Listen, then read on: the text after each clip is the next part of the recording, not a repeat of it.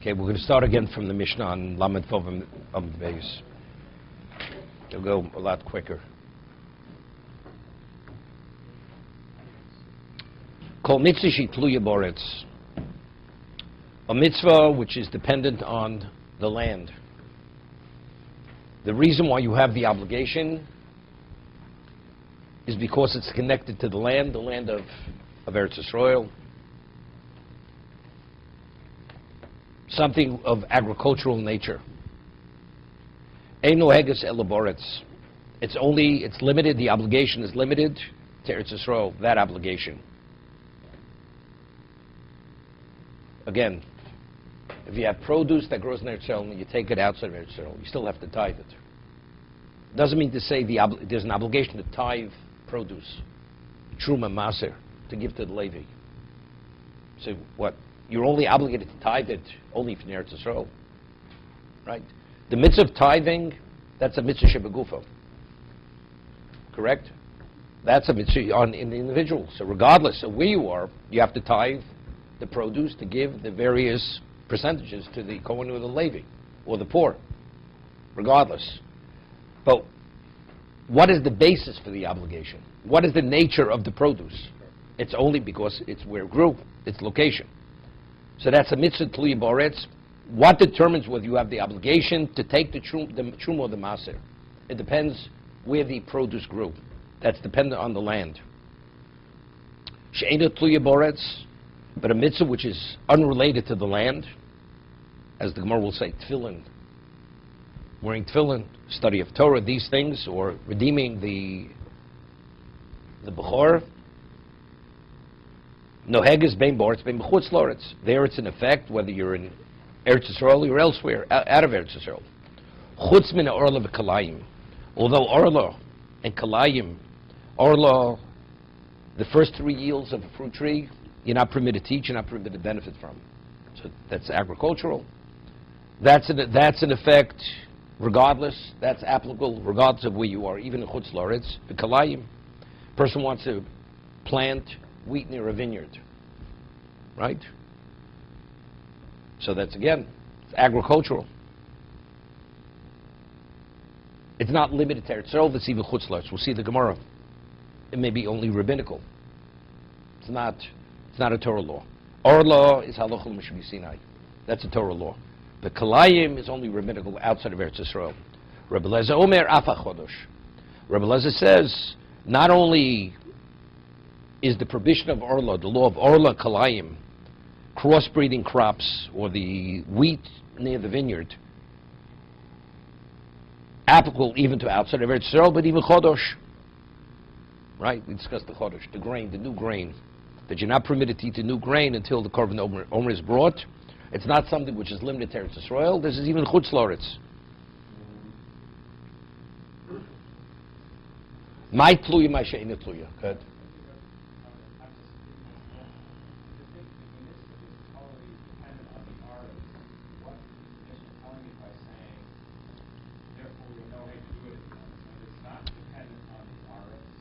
It's in effect wherever you may be. Why is it obvious?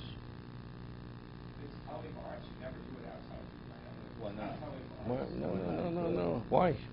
Maybe all mitzvahs only have relevance if you live in Israel. Maybe if you live outside of Israel, you have an obligation to give mitzvahs.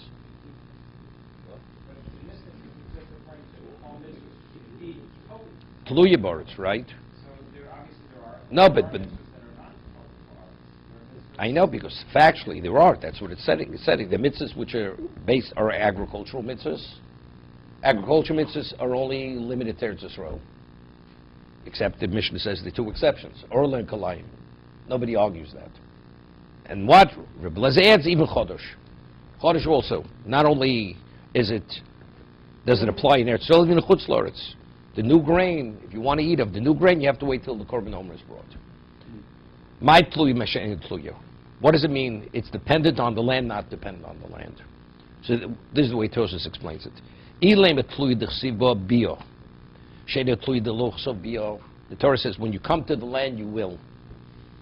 So maybe when the tluya boretz means, where the Torah mentions when you come to the land you must do, then that's limited to Eretz Yisrael. But where it doesn't say that, It doesn't say when you come to the land, then you're not obligated. But then you're obligated even outside Eretz Yisrael. So Tosfos explains it this way.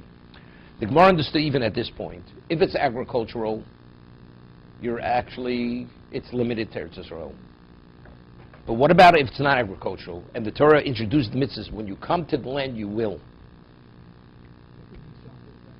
We'll see. Tefillin, ki v'yacho.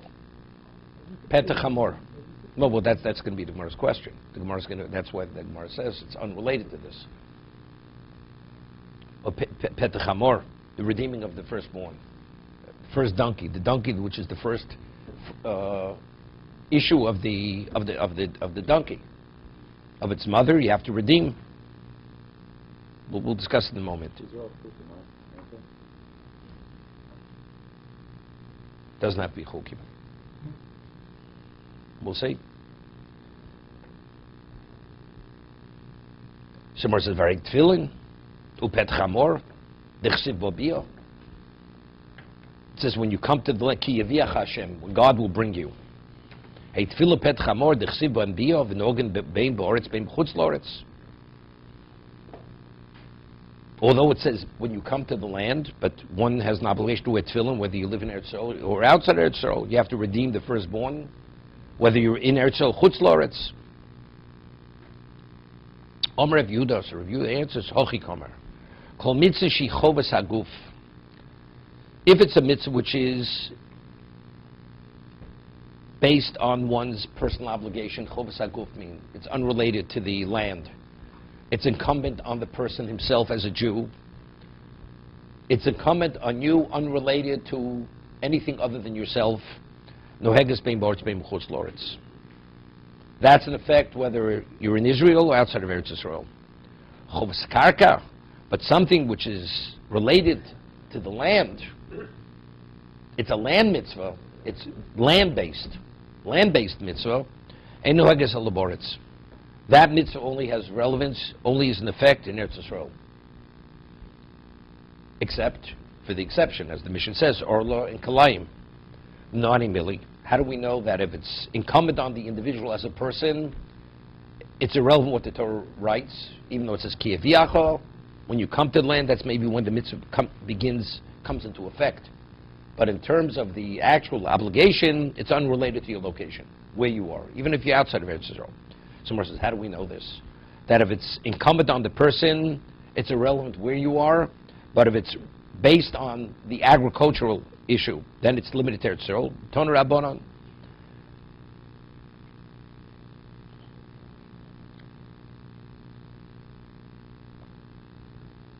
Eila Chukim. Says in Torah, Eila Chukim. These are the statutes. What are the statutes? Eila Midrashos. So the way the commentators explain, Rashi doesn't explain what the midrashos are, something that has to be elucidated through the Yud Gimel Midrash HaTorah and the Dreshus B'hem. It has to be defined through the 13 methodologies of interpretation of Torah. That's chukim, that's midrash. Mishpatim, what are mishpat? Laws? Elu hadinim. That's what's specific. Oh, it's clear from the text itself. Textual mitzvahs. Asher tishmrun. What is tishmrun? Zu Mishnah. That's the study of Torah. Study the root. That's the retention. Lasos. What is lasos? Zu Maseh. That's doing. Ba'oretz. Ba'oretz means in the land. Yochel kol mitzvahs kula lo yinogas elo ba'oretz.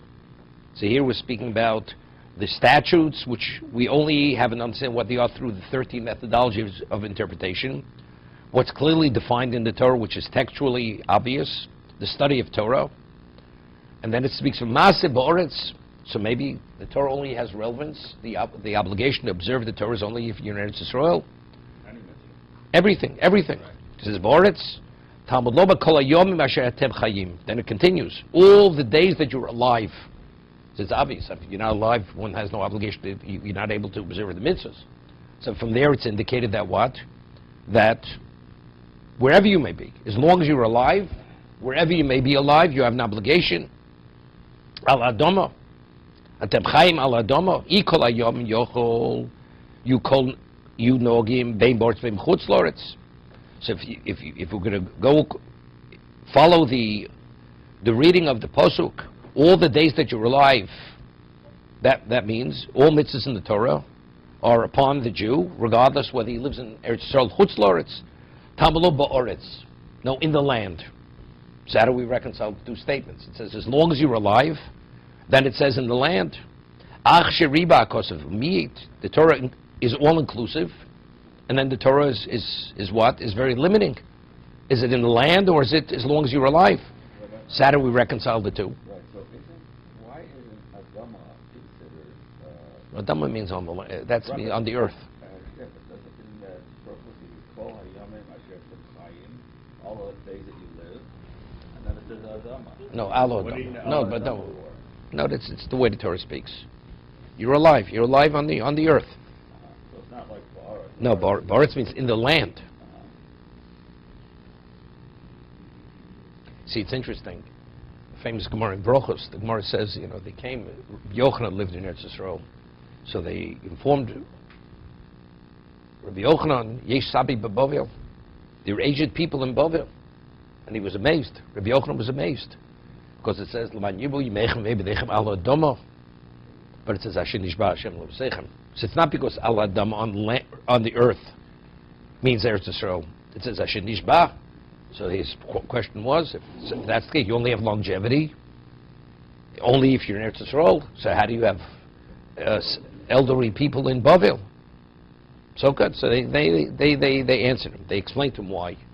So he was satisfied with the answer, with the explanation why. But Adama has nothing to do with Eretz Yisrael. Oretz, bo'oretz, in the land. So here we have the pasuk includes wherever you may be, as long as you're alive, and the Torah is very limiting. So how do I reconcile seemingly what's included and what's excluded?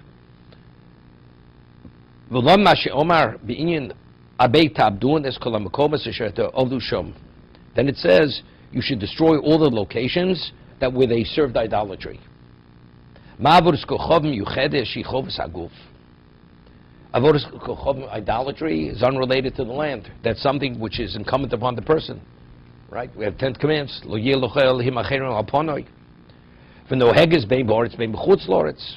it's applicable whether you live in Eretz Yisrael or outside Eretz Yisrael. Idolatry. Whatever is incumbent on the person. It's in effect whether you live in Eretz Yisrael or Chutz Loretz. Either way, it's in effect.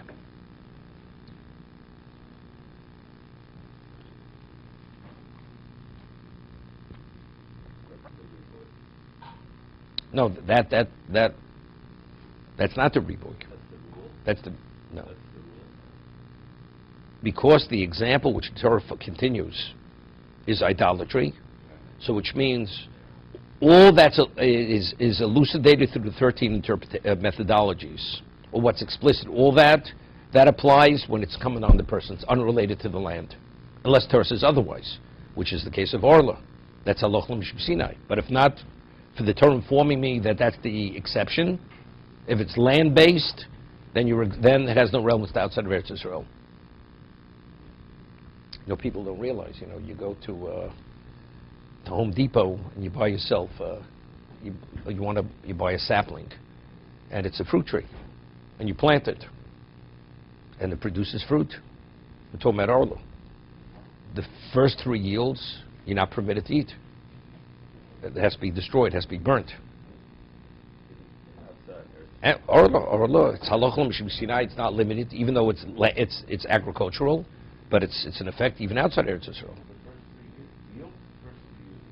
No. First 3 yields. No. Well, it has to be a sapling. It has to be a tree. Well, that's what we're discussing. It's the mission in Orla, but in the Gemara Rosh Hashanah discusses this. Good. Jane, you want to say something? Okay. Chutz min ha'orav ha'kilayim. So we say that anything which is agricultural is limited to Eretz Yisrael. However, the Mishnah continues, however, there are two exceptions, Orla and Kalayim. And then Reb Lezer concludes the Mishnah, Afa Chodosh. So what is the simple reading of the Mishnah? Not only is Orla and Kalayim the exception, in addition, it's Chodosh. The Chodosh also, the new grain, you're not permitted to eat until the Korban Omer is brought. That's applicable even outside of Eretz Yisrael. But the Gemara asks that as a question.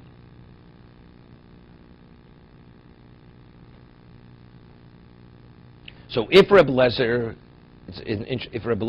when he says even Chodesh is coming to be Machmir, that means the Tanna Kama is Mimekel. We have a Mishnah in Orla. The Mishnah says that Chodesh, the Mishnah says that Chodesh is not limited to itself, even Chutz Loretz. So if we have a Stam Mishnah, you have an anonymous Mishnah. Anonymous Mishnah, the halal is always according to the anonymous Mishnah. So if that's the case, we're attributing the anonymous Mishnah to a Yochid. Because here we have a Tanna Kama.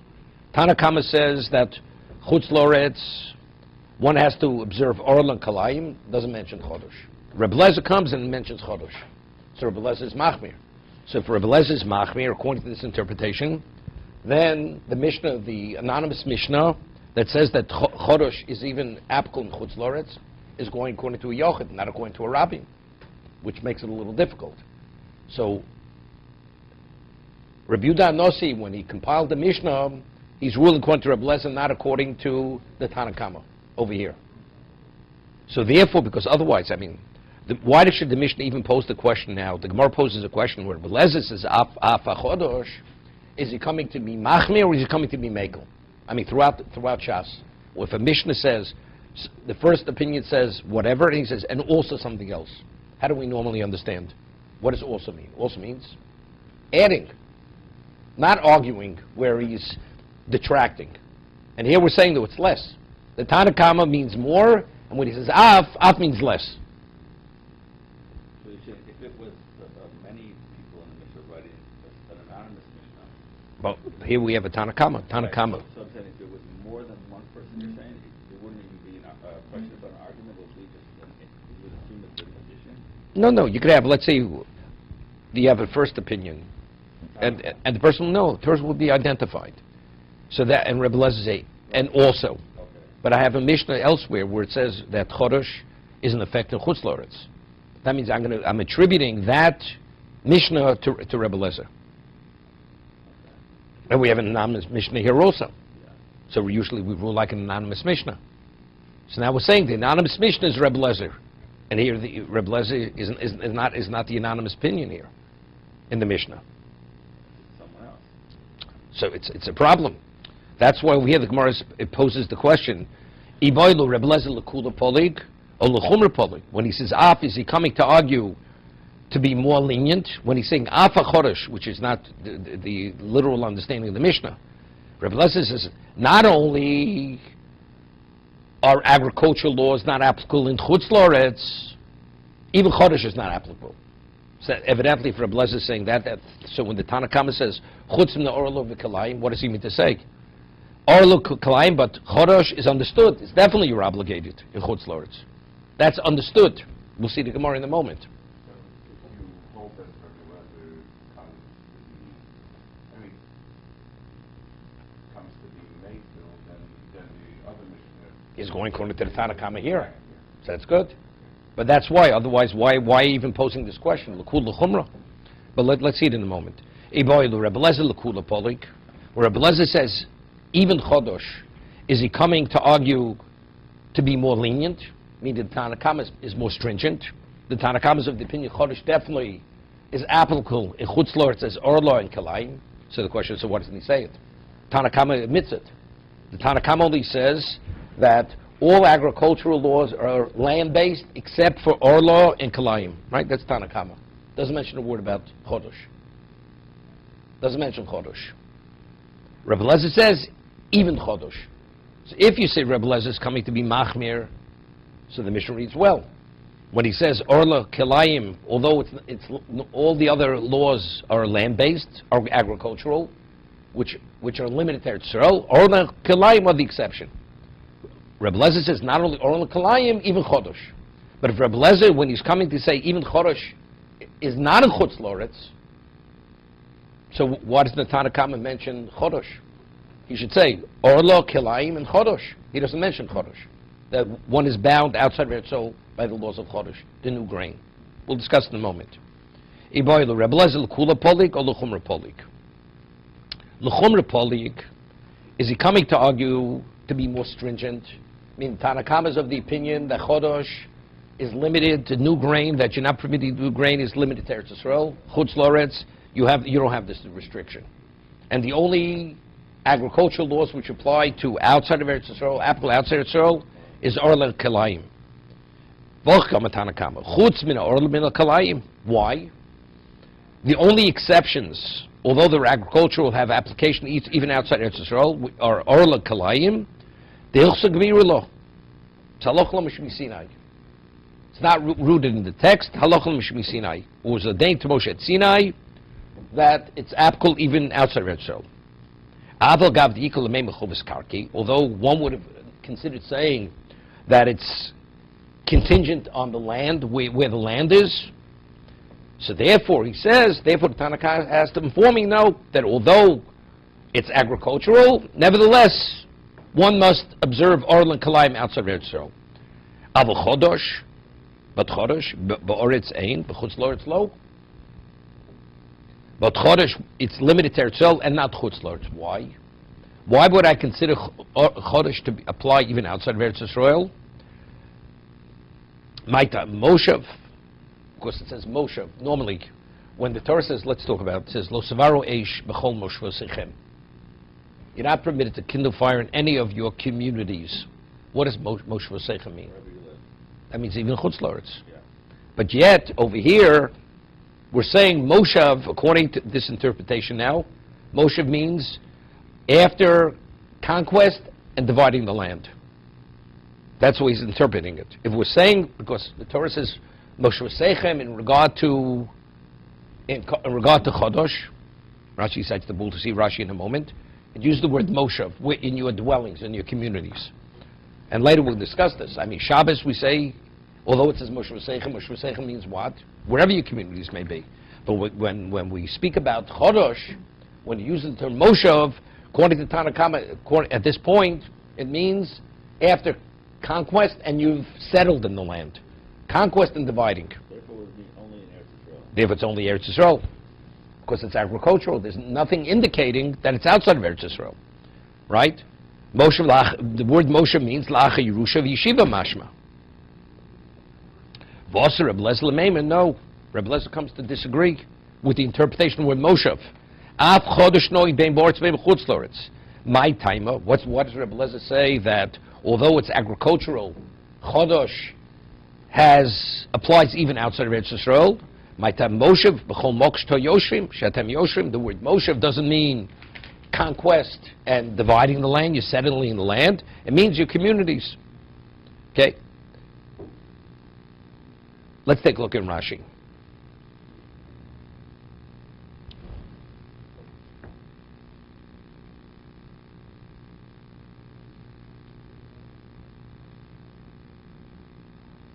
Now, just a little history here. When we came into Eretz Yisrael, what was the first community? What was that called? It was called Gilgal. Right? They came to Gilgal. We have to have Torah. We read on Pesach. They crossed the Yarden, and that's where they did the first Korban Pesach. Right? After 40 years in the desert, they come to Korban Pesach in Gilgal.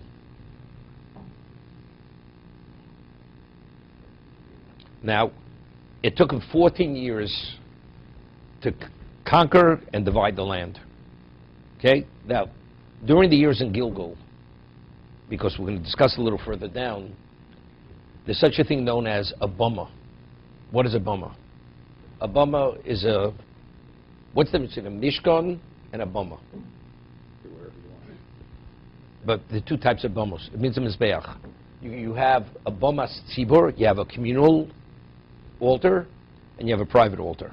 Bummas tzibur as a communal mizbeach, and you have bummas tzibur yochid, that's a private mizbeach. Bummas yochid, the bummer, means like something which means elevated, something which has some level of height to it. Bomas yochid, you could build a mizbeach on your rooftop, in your backyard, wherever you choose to build it. Even in Chutz La'aretz. Bomas yochid is even outside of Eretz Yisrael. One wants to build a mizbeach, sacrifice on it, he's permitted. But it was only during certain periods of time. If the Mishkan was in effect during the time of the Mishkan, you were not permitted. You want to bring the korban, the Torah says you have to bring the korban to the Mishkan. When you had no Mishkan, which we will discuss in a moment, which were certain periods of time when we were in Eretz Yisrael, so Bama was permitted. We'll see. Bama was permitted. So now, on a Bama, very interesting. A Bama is permitted, meaning since the communal Mizbeach is no longer called Mishkan, it's no longer called Mishkan, that's when you're permitted to build your private altar. But when the communal Mizbeach is classified as Mishkan, Torah says if you want to bring korban, you must bring it to the Mishkan. It's all dependent. Now, what about once the Beis HaMikdash was built? It's all based on Psukim. This is based on Psukim, because the Torah says, Kilo Bosam El HaNachle Vel HaMenucha. You haven't come to the Nachle Menucha, to the final resting location. The Beis HaMikdash is called the Menucha. Once the Beis HaMikdash was built, even though it was destroyed, you're no longer permitted to build a private altar. Okay? So then, Bomas Yochid is not permitted any longer. Not permitted. When the Beis HaMikdash was built. Once that was built, even though it was subsequently destroyed, No private bombers. no private or no communal, Right, just the Beis HaMikdash. only the Beis HaMikdash. That location, no other location. Okay? But it's based on Psukim. Communal bumble allowed at the same time as private bumble? Yes. The one they were both the same. Yeah, but you could only bring on first Korban Pesach, where you want to bring a chatos. That you had to go bring on the communal. That you could not bring on your private mizbeach. Nedarim nedavos. You want to give a voluntary korban, where you make a neder. I will bring a korban that you could bring on your private mizbeach. Bomas yochid kohen. We'll see. There's a question whether he big dekuna. He doesn't have to officiate with his vestments, but Bomas tzibur, it's like the Beis HaMikdash. He has to wear his vestments if he wants to officiate. Shiloh is Mishkan. It's called Mishkan Shiloh. No, 14 years, then there was 52 years. It's called Nova Givon. After Mishkan Shiloh was destroyed, there was Nova Givon. It was a 52-year period where there was no Mishkan. And then eventually Shlomo built the Beis HaMikdash. Okay, we'll see. V'aval gab d'chsiv Moshe v'seichem b'sevi d'kro. Let's see. I'm doing Rashi. Aval chodesh lo noag. Aval gab d'chsiv beim Moshe v'seichem b'sevi d'lech v'kol v'karmel. Lav d'meim b'chol mokshtem yoshvim. Lo mar shaf be'eretz bo'oretz. Lo nuschayvu kol yudal shono shoyu begilgul. The 14 years the first 14 years we came in Eretz Yisrael, which was called Gilgul, shekovshu v'shecholku. They conquered and they divided. The hikir kol echad es shelo. So that's the question. When it says Moshe v'seichem, regard to chodosh, does Moshe v'seichem mean your communities, or does it mean after the conquest and dividing the land when you settle in the land?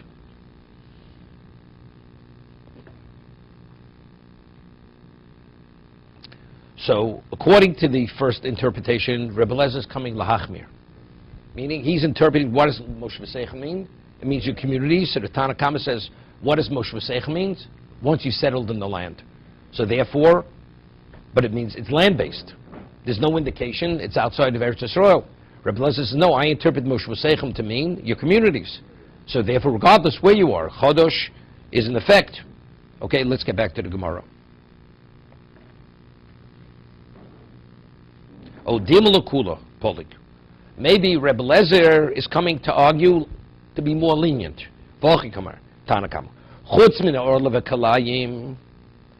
All land-based mitzvahs are limited to Eretz Yisrael except for Orla and Kalayim. Why? Dil Shemiri law.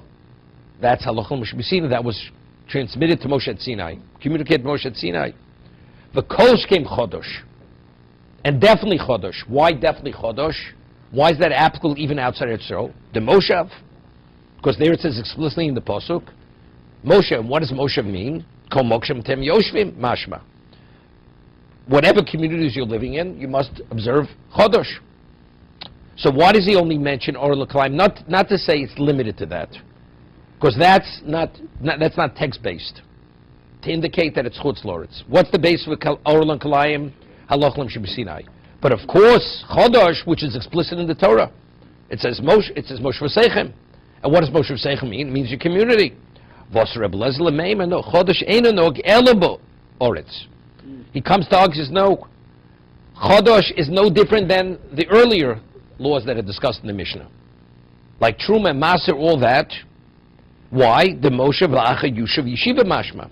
Because he, according to this interpretation, he's interpreting what Moshe means after conquest and settling in the land. So now we have a problem. So what's Af? Normally, Af always means, in addition, or my Af Akamaiso. Meaning, Af means it's going back on the earlier statements of the Mishnah. Just as we differentiated between what's incumbent upon the person and what's based on the agricultural location, Chodosh is similar to that. Meaning, therefore, he's arguing with the Tanakama. Tanakama is of the opinion, Or L'Kalaim, why does he only mention those? Because that's not text-based. That's Halach L'm Shebesinai. But Chodosh, which is explicit in Torah, Moshe V'Seichem, meaning your communities. Community means wherever you may be. He says, no, Af HaChodosh. No, Chodosh is no different than what was previously mentioned in the Mishnah. What's dependent on agriculture is limited to Eretz Yisrael. The Chodosh has no relevance to being outside Eretz Yisrael. So we don't know exactly in what directions Rebbe Eliezer is going. Is he coming to be Machmir?